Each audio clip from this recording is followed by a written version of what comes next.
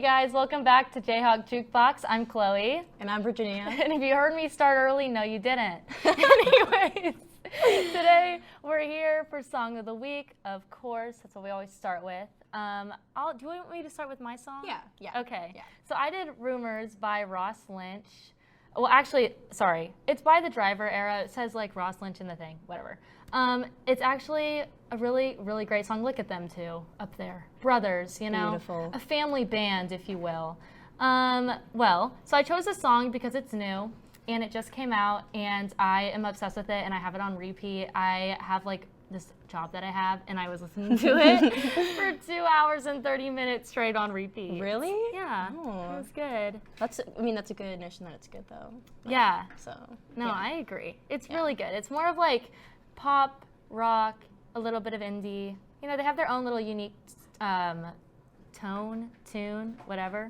They're like more one of those like artists that perform at festivals and that kind of stuff. I've seen them twice, they're great. But what did you think of the song? I thought it was good. It's like definitely very like, chill and indie, but like, I love Ross Lynch. And I think he's a good singer. I mean, he's beautiful, but he's a good singer as well.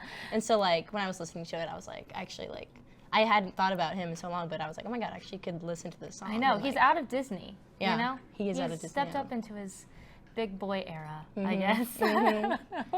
Anyways, let's move on to your song, because Yeah. I'm very interested. So I chose the song Telekinesis by Travis Scott featuring SZA because actually this past weekend I went to Travis Scott's concert in Kansas City and it was amazing, super fun. I went with some friends actually, and this song's a part of his new Utopia album, and so Utopia was like a super big hit when it first came out. It was like #1 on the charts and everything, and I think it was like in 2023 like right behind Morgan Wallen and Taylor Swift, so like third something whatever thing in the whatever, but yeah, so I actually am wearing his merch today. $55, Oh, let's see the merch. but 55 here, let's move the completely screen. worth it. Oh, cop that. So I'm gonna wear that nice. everywhere and brag that I went, you know. But yeah, he's a great performer, and so like it was super fun to watch, and just everything about it was fun. But yeah, Telekinesis was his like closing song, and so he left during it, which sad. Wait, like he but- left? Like he was like, okay. He wasn't on the stage? No, yeah, but all of a sudden the video was like him like underground. I was like, oh my God, where's he going? So he left. He never came back? No. He said, bye, I'm done a song early. I'm actually gonna leave you all with this one. Yeah, I was and like, I'm gonna dip. And I'm gonna go. But it was great. In fact, I wish SZA was gonna come out. I was like, oh my God, SZA? Yeah, But he thought he no. left to go pick up SZA, and then he just never came And he just never came back. But it's okay. But SZA's part was obviously beautiful. Yeah. That's why it was so popular. But yeah, it's like, fun fact about this song. I was doing some research.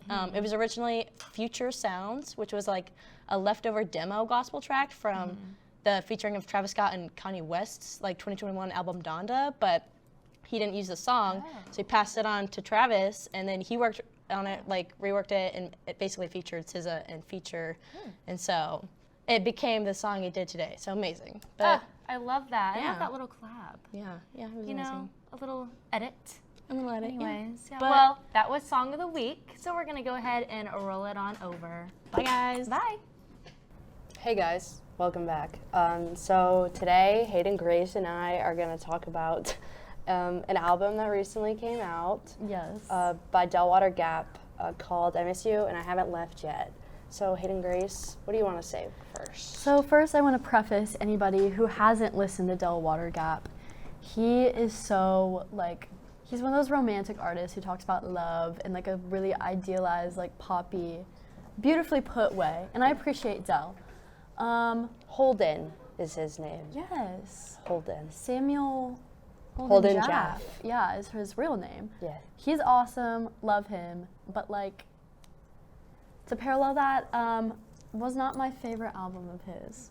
But I think it's really good for people who like poppy, like Taylor Swift style music, so. Yeah, I said that like following up his self-titled debut album was definitely a really hard task to do, and I think he did do it, but I think the two albums just sound so different. They're very different.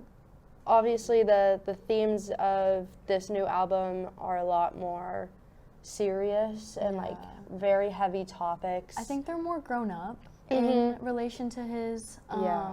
his album before this one, Yeah. which is the one that a lot of people like know, like Perfume, Ode to a Conversation. I know that's your favorite, kid. That's my all-time like favorite Delwater Gap song. So and it's good. yeah. But this is just a different vibe. It's a little darker. It's a little more like grown up, New York City, chaotic. And you can tell that like that was his idea of going into the album. I read an article that he did with GQ literally like 20 minutes ago where he was talking about like how he felt before he was kind of holding himself back from discussing those topics with the audience. And so his plan for this album was to actually kind of like break away from that and actually like put himself out there. So some of the harder topics like are seen in songs like Beach House, Quilt of Steam, Want It All, Never Be Like Anybody Else. Like I feel like those were probably the most like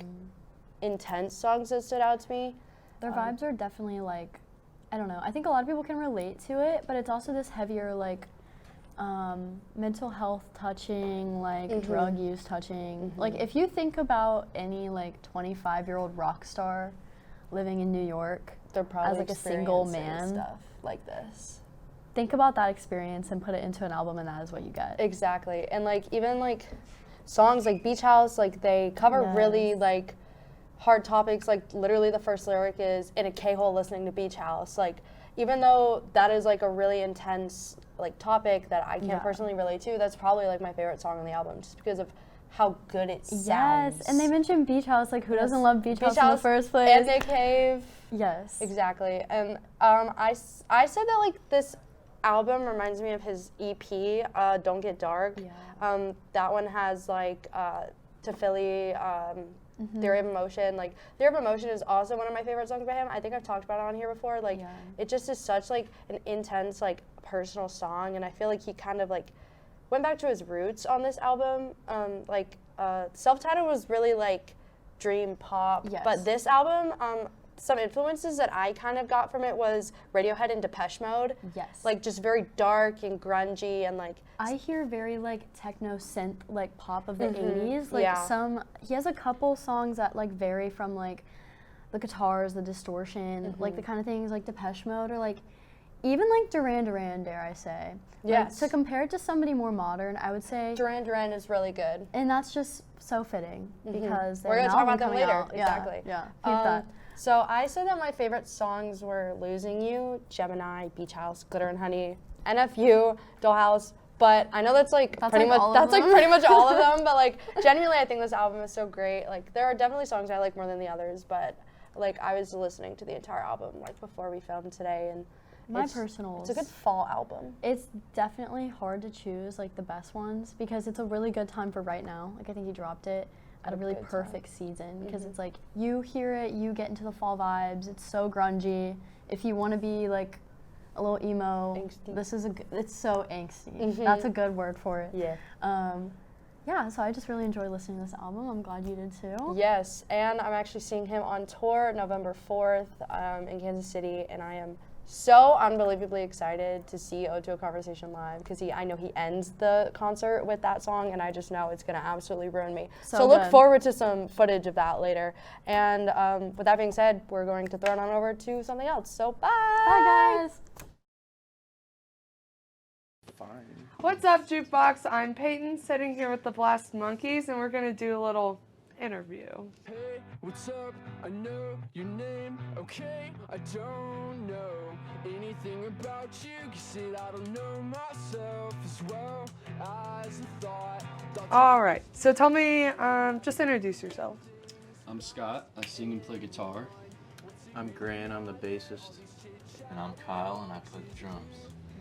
Okay, so my first question is it's a couple-parter. Who are you guys? Tell me a little about yourselves. Tell me about your story. Okay. Well, we all went to school in the same hometown, so Tonganoxie, Kansas. He's like 1 year older than us. Yeah. We're in the same grade and just started jamming together in high school. Yeah. Grant joined on a little bit later, but he's been jamming with us for a few months now, and it's been pretty awesome. It feels good to have another member. Yeah, it's funny. The first band I was ever in actually was with Grant. We started out back, like beginning of high school, and kind of jammed for a little bit. Yeah, so it's funny we like reunited after all these years. How would you describe your music to our viewers? Fun. I would say it's got mood swings. It's got like calm, and then it's got aggressive, and then it's got fun, and then it's got sad. It's got kind of everything. It's got something for everybody. It's like it can't make up its mind. It's got mood swings. I would say groundbreaking. Groundbreaking. Innovative. Innovative, groundbreaking. Never a band that did anything like what we're doing. So. Yeah. Maybe not Trailblazers. We also got jokes. We're on take a shirt. Okay, so what are your guys' favorite Blast Monkeys songs? I want to know each person's favorite song. Well, and why. Right now we're working on a lot of new material, so I've been really liking, the songs we've been playing right now. But, if I had to pick just one, I don't know. There's one we played today. I probably Peaked in High School is probably up there for me. So. Okay. What about you? No, that's fair. I really like Crash Pit. Crash Pit, to me, I really like the groove. I just like all the riffs that kind of unfold during it. So Crash Pit's definitely my favorite. I'd say that my favorite probably isn't like my favorite to listen to, but the ones that I had the most fun making were on a project that's not even on Spotify, but it's called Mood Juice. I just had a really, really good time recording those songs, and it was in high school. So you can find it on Bandcamp. Yeah, it's on Bandcamp if you really want to hear some old stuff. Yeah. It's not that great, but that was like some of the most fun I had recording because we were so new to it. You got to listen to my whiny vocals. Yeah, we just like 16. Took like a winter break and just like locked ourselves in my bedroom and just recorded like all day and like throughout the night, and it was just so much fun. What is I Think I Peaked in High School about? Is there a story behind it? I don't know. It's just kind of I was at a party and Zach, a buddy of mine I work with, was like, Free Hugs was like my favorite song, and like we put that out like years ago. He was like making jokes like, man, you peaked in high school, that's my favorite song. So I was like, well, I better just embrace that, and just wrote a song. I probably peaked in high school. Lyrics kind of go place to place. I guess it's just about settling in life, but it's okay, Other bands inspire us? Aqua Teen Hunger Force. Grant really inspires me. Well, I do what I can. Me too, on a day-to-day basis, actually. He keeps us in line, actually. Now that we have a bass player, it's like we have to practice every day because, we have to. He's like that magic factor that we never had before. Oh, I thought I'd just keep inviting myself over here. Yes, that's good. I guess if I'm being for real, the only reason I'm doing any of this is because of Blink-182. When I was like in second grade, I was just like obsessed with Blink-182, and I thought Travis Barker was like the coolest thing ever, so I was like, I'm gonna learn how to play drums. So if it wasn't for Blink-182, I wouldn't be a musician. Do you guys have any stories like that? Why'd you start playing guitar?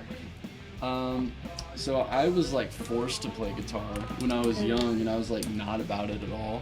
And then I started listening to like better music, and that made me like playing guitar more. Like, Beatles early on, and like classic rock stuff, and then like 90s was like a huge phase for both of us, like Nirvana, Pearl Jam, Weezer stuff, Blink-182. Like, yeah, I think everyone has classics, a phase, except Kit, who won't get out of her phase. Grant, why do you play bass?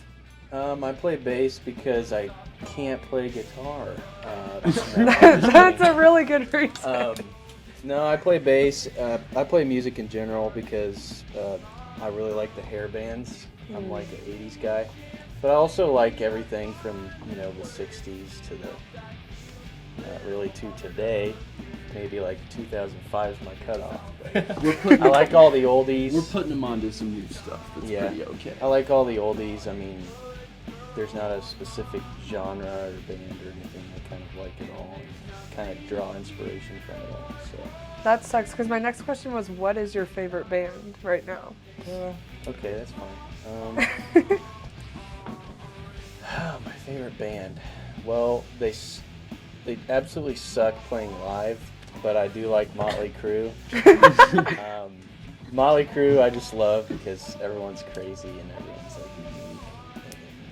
The energy they bring, like when I hear their music, is bar none. So I gotta go with Motley Crue. My favorite band right now. I've been on like a big microwave kick lately. Band from Atlanta. Pretty awesome. Yeah, I don't know. I guess if I had to pick one, it'd probably be it. Lately, I've been exclusively listening to Six Dogs. That's all I listen to right now. Sick. All right.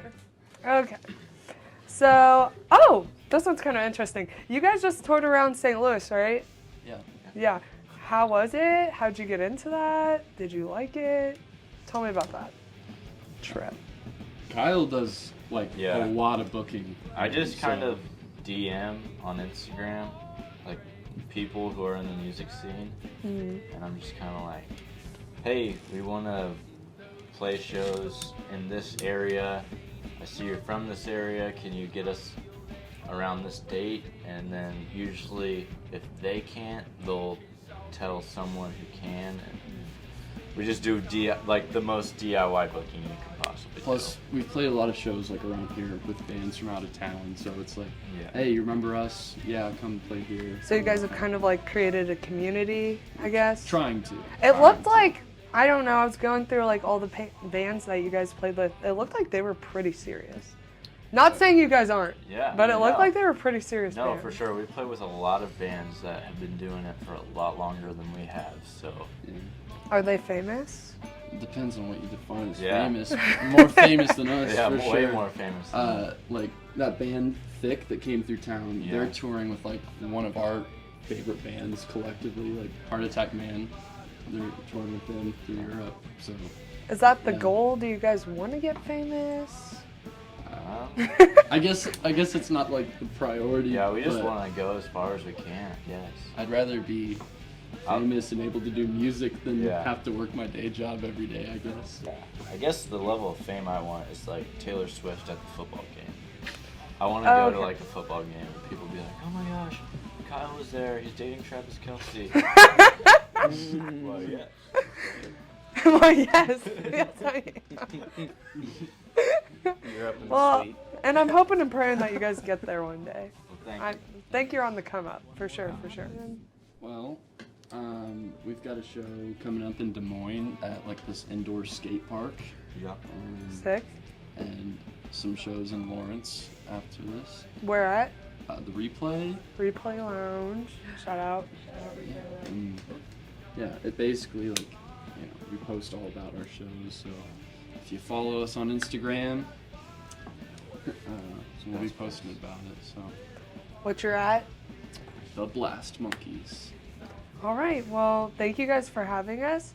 Go ahead to go follow the Blast Monkeys on Instagram. Follow JayhawkJukebok, and check this out on our YouTube at JayhawkJukebok.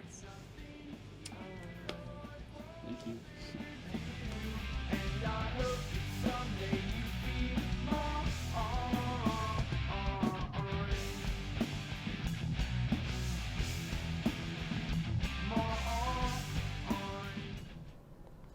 What is Hawkin' Hawks? I am so excited to be back with you guys. I'm Hayden Spratlin. You may have heard my name. I'm the producer of the show. I haven't been on in a very long time, but it is so great to be back on camera. I'm joined today with Nathaniel Duncan, the creator, the mind that made this show, the person who I took the torch from. We wouldn't have this if it wasn't for him. Nathaniel, how are you, man? Dude, it's so good to be back. When you asked me to come on a couple weeks ago, I had to say yes. I had to Yeah. drop even work today. Yeah, to be there up you go. here. Yeah. I drove up here 2 hours to be up here. Who needs today. work when you have Jukebox? Exactly. You know. Today, I am very excited to be talking about Steely Dan with my good friend. We're going to be talking about Pretzel Logic, their 1974 release that followed the release of Countdown to Ecstasy, and their first album, Can't Buy a Thrill. So, I mean, what do you think overall of Steely Dan as an entity? As an entity, that is a good way to put them. Yeah. I view them much more as like kind of like this entity than like a band. Sure. Like it's kind of, for them, it's kind of like a way of life. Like the Yeah. way they make their music and everything. Yeah. Like that's who they are. Like Yeah. they were not into traveling much because I think some of the guys had stage fright, so they Yeah. never traveled a ton. So like Donald Fagen Sure. is excellent. He's one of my favorite probably musicians ever. Yeah. And I Sick mean, on the what can keyboards, you say about sick in the Steely lyrics. Dan? Like they don't make any bad albums. I liked every song on this album. Yeah. This probably isn't my favorite one. I know you have in your notes here that the previous album, Countdown to Ecstasy. Yeah. That one is probably my favorite because Old School is like one My of my Old favorite. School is an absolute That's one of my favorite songs Absolute ever. banger. Yeah. I love that song. But this is a really good album that's got some interesting concepts or songs, Yeah. an interesting instrumental cover in there Sure. that we'll talk about. Indeed. But obviously, you were telling me earlier that you're trying to learn Ricky Don't Lose That Number. Yeah, so I've been on a little Steely Dan kick with my personal guitar journey, following the great, I mean, just absolutely incredible work by Jeff Skunk Baxter, one of the greatest guitar players probably ever. Somehow didn't crack the Rolling Stones 250 guitarists of all time. A lot of bad things on that list, I'll be honest, but we'll talk about that probably at some This point. is bad. This Yeah, is very, no, very no, bad. no, it's bad. But yeah, no, Jeff Skunk Baxter absolutely kills it. He has like a nice jazz, rock, blues fusion type of playing. It's really sick. And it really shines in Ricky Don't Lose That Number, just perfectly crafted. I think he also did the solo on My Old School. I Don't believe you're quote correct. me on that, but he also has some really sick pedal steel guitar work where it doesn't sound really like a pedal steel guitar should at all. On the song East St. Louis Toodaloo, which as a Dead fan kind of makes me think of Mississippi Half Step Toodaloo, which is the full name of Mississippi Half Step if you didn't know. But yeah, no, like he replicates a muted trombone with a pedal steel guitar, which is something that hasn't really been done before. Similar things that haven't been done before, I mean, that whole theme kind of takes over Steely Dan's whole discography, but I think especially this album, because they're really removing themselves from like the samba notes that Can't Buy a Thrill had, and a lot of those more like classic rocky, like almost like orange English amp guitar tones that it had. I would definitely say this album, more so than the previous two, is more inspired by funk. I can Sure. definitely Yeah. get that feel. It's about 1974. Disco is about to break in just a few short years after this came out. So I can see the influence that, you know, maybe some contemporaries like Parliament maybe, or Yeah. Funkadelic maybe had on That's this. a good thought, actually. Yeah. Yeah, I thought the guitar playing was very inspired by that, but then again, those guys have inspired so many people of how to Yeah. play guitar. Like, it was their own style. I think that some of that inspiration kind of probably went both ways on them. I think that this, not just a band, but the entity of them kind of Yeah. crosses over into a bunch of different genres of music. Well, that's a ringing theme with Steely Dan as an entity, and I should say this, if you haven't really listened to Steely Dan, the reason we're calling them an entity is because they were never really one band. They had two prominent figures, which were Walter Becker and Donald Fagen, and they were the two guys who like wrote all the lyrics and had most of the ideas, but what they did was really interesting. They had all these ideas, they had these sick compositions that are like, okay, let's just get my favorite studio musicians or the best studio musicians at the time to come in and record these projects and record those parts. They would basically just be like, hey, insert like Skunk Baxter in this instance, one of the best session guitarists ever. Hey, we have this solo, go crazy. They'd take it like 10 different times or so. I want to say he did this on his like first or second try. Don't quote me on that, but I think that's true. It's Steely Dan, they probably did first or second try. Yeah, exactly. But yeah, like Bernard Purdie, he did the drums on Kid Charlemagne, which is not from this album, that's from Caves of Altamara. But yeah, so they've just basically recruited the best of the best. If you look at all of their discography, you can just see legend after legend after legend. So yeah, what were your favorite songs off of Pretzel Logic? Well, Ricky Don't Lose That Number, that's Probably an iconic classic. The That's biggest commercial hit they've ever had. Debatable. Debatable, yeah. Stuff from Can't Buy a Thrill, Sure. I think, might stand the test of time a little bit better, but Fair. that it's still a great song. That second track, Night to Night, I That's thought insane. that I forgot I'd heard that when I was a kid, when I was like 7 or 8. Sure. And then when I was listening to the car the other day, I was just like, memory unlock. Fair enough, Like, dude. I heard that guitar riff. I was like, I've heard this from somewhere. And sure enough, Night to Night was actually probably one of my first Steely Dan songs I ever heard as a kid. Really? Surprisingly, yeah. That's interesting. Because with Steely Dan, it's also hard because this is one of their more pop-sounding albums, I'd say.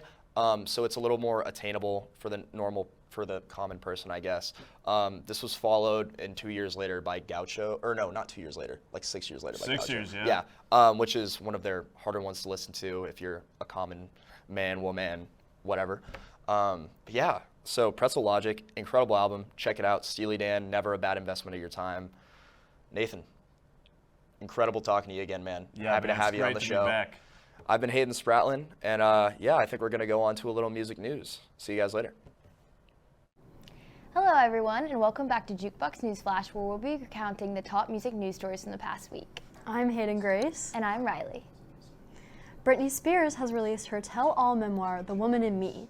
The book recounts some of her tumultuous moments in her music career, including her infamous relationship with Justin Timberlake. Taylor Swift's song Cruel Summer has reached #1 on the Billboard Hot 100 charts 4 years after the song was originally released. This now makes Taylor the 11th artist to have 10 songs reach #1 on the Hot 100 chart. Nicki Minaj has once again pushed back the release of her album Pink Friday 2. The original release date was October 20th, but she initially pushed it back to November 17th. She has now settled on December 8th, her 41st birthday. Megan Thee Stallion has revealed that she's currently not signed to a record label. According to Meg, she's funding 100% of the release of her upcoming project. Rapper 6ix9ine was arrested in the Dominican Republic after allegedly attacking music producers. Previously, in 2019, he pled guilty to armed robbery and federal racketeering. More than half of music streaming platforms Bandcamp's employees have been laid off in the past week.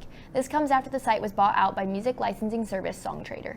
Here's a quick rundown of albums releasing tomorrow, October 27th. Duran Duran's Dance Macabre, King Gizzard and the Lizard Wizards, The Silver Chord, Taylor Swift's 1989 Taylor's version, and The Mountain Goats' Jenny from Thebes. That's all for Jayhawk Jukebox this week. Thank you for tuning in, and we'll see you again next week. Make sure to follow us on Instagram and TikTok at Jayhawk Jukebox and catch these clips on our YouTube channel, also called Jayhawk Jukebox. Make sure to come out to the toll booth tomorrow for some good music from local bands. Costumes are encouraged, and it's $5 cash at the door. We hope to see you there.